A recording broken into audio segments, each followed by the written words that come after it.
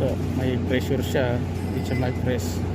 So kailangan natin hanapin yung butas na maliit. Hanap yun, nasunod ko na siya ngayon. Habang sinusundot ko siya, sabay press. So yun yan. So nag-release na yung pressure. May check valve kasi yan sa loob. Ayan. Pag sinundot yung check valve, mag-release yung pressure. So yan, okay na siya. Yan.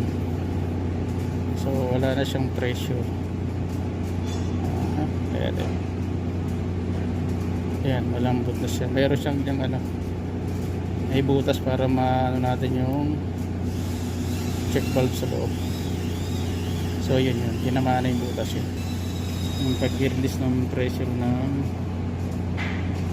hydraulic valve lifter. So ayan, gumagalaw na siya. Kasi pag bagong tanggal sa cylinder head, may pressure na langis yan.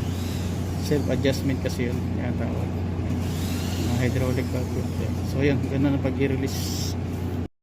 Pwede natin siyang ibabad sa carb cleaner para malinis na ang kanyang loob. Yan, para malinis siya. Tapos pag nalinis na yan, okay na yan, ready to install na. Okay.